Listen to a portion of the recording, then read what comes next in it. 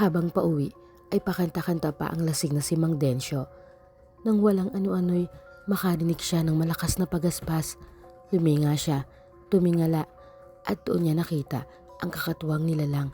Isang animo halimaw, may malagong balahibo, kalahati lang, walang katawan, ngunit may pakpak. Nanlaki ang mga mata niya sa nasaksihang paglipad nito sa di kalayuan. Isang wakwak, iyon ang tingin niya. Sa isang iglap ay napansin niyang ang lipad nito ay patungo na sa kanya. Nanayo ang balahibo ni Mang Densyo na wala ang kalasingan, agad na kumaripas ng takbo. Bumangga siya sa isang lalaki. Ang binata ay si Miguel. Tinanong siya nito kung bakit siya tumatakbo. Nagkakandaotol naman niyang sinabi na hinahabol siya ng wakwak. Tumingin si Miguel sa direksyong pinanggalingan ni Mang Densyo. Wala naman siyang natanaw doon. Inihatid na lang niya ang hinihingal na matanda sa bahay nito. Nagpasalamat si Masya kay Miguel sa paghatid nito sa tatay niyang hinabol ng wakwak. Inalok pa niyang magkape ang binatang matalik niyang kaibigan. Ngunit tumanggi ito at sinabing may kailangan pa siyang gawin. Batid ni Masya na gustong mapatay ni Miguel ang gumagalang wakwak sa kanilang baryo dahil wakwak ang pumatay sa lola nitong albularya na tanging kasama sa buhay. Dala ng pag-aalala sa binatang lihim na itinatangi, kaya't sumunod si Masya nang hindi nito nalalaman. Pagdating sa gubat, hindi na sayang ang pag-ikot ni Miguel dahil namataan din niya ang sinasabing wakwak. Agad niya itong inasinta ng pana niyang pilak. Aral sa lola niyang albularya na tamaan ni Miguel ang wakwak. Nagmamadali niyang tinakbo ang kinabagsakan nito. Nagulat pa siya nang maaktuhan ang wakwak sa pagbabago nito ng anyo. Naging isang napakagandang dalaga. Ang wakwak na isa palang magandang babae ay nagmakaawa kay Miguel na huwag siyang patayin. Hindi raw niya kagustuhan na maging wakwak. Kung maari raw ay tulungan siya ng binata. Hindi naman alam ni Miguel ang gagawin. Nalilito siya. Nagtatalo ang galit at awa sa loob ng isip niya. Ngunit sa huli ay nagpasya rin siyang kargahin ang dalaga. Lumabas sa pinagkukublihan si Masya para pigilan si Miguel. Nagulat naman ang binata pagkakita sa kanya, subalit hindi siya nito sinunod. Iniuwi ni Miguel ang magandang babaeng wakwak at siya mismo ang gumamot dito. Todo pasasalamat naman ng babae na nagpakilala sa pangalang Aurora. Kwento nito, hirap na siya sa pagiging wakwak, ngunit wala siyang magawa dahil isinilang siyang ganon. Pangarap daw niyang maging isang normal na tao.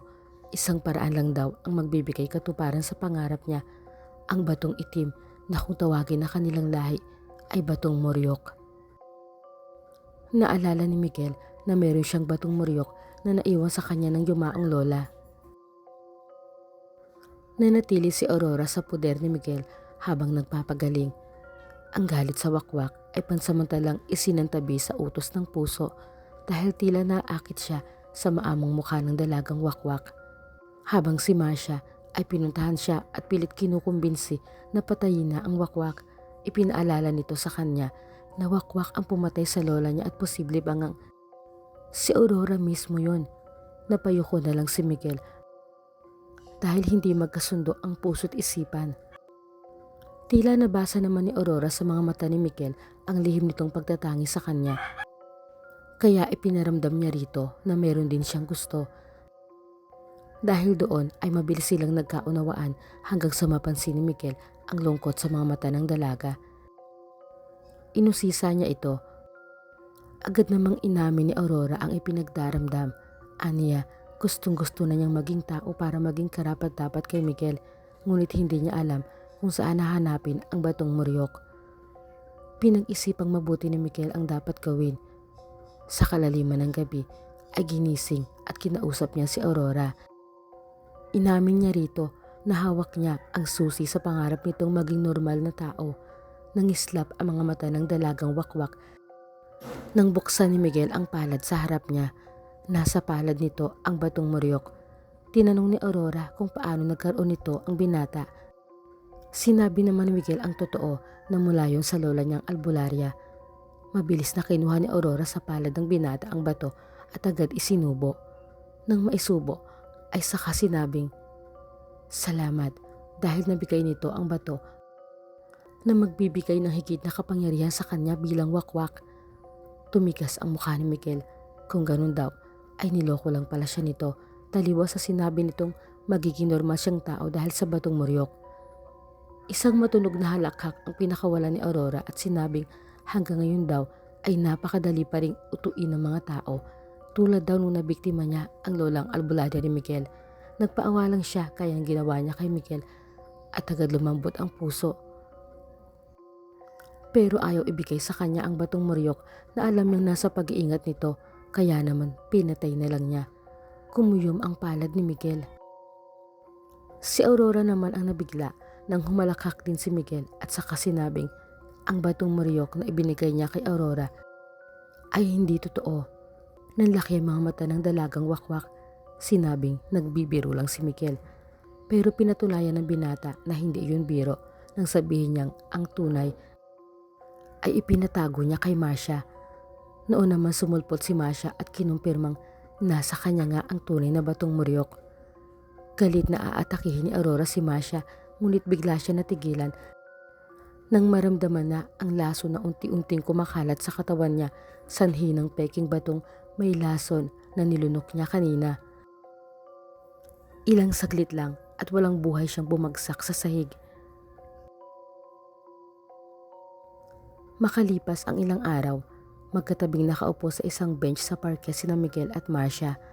Nagpasalamat si Miguel sa matalik niyang kaibigan dahil ito ang may ideya na huwag muna niyang ibigay ang totoong bato kay Aurora upang mapatunayan ang tunay na pakay nito. Mabuti na lang at sumunod siya. Kung hindi ay nalinlang na rin siya ng wakwak. Dahil nga ron ay nabigyan pa niya ng hustisya ang pagkamatay ng lola niya. Hinawakan ni Miguel ang kamay ni Marcia at sinabing naakit siya sa nakakasilaw na ganda ni Aurora. Gayong mas maganda pala ang matalik niyang kaibigan at may mabuti pang kalooban. Kinilig si Marcia sa narinig. Sa wakas ay napansin din siya ni Miguel. Umaasa siyang iyon na ang magiging simula ng mas malalim pang pag-ibig na mamamagitan sa kanila.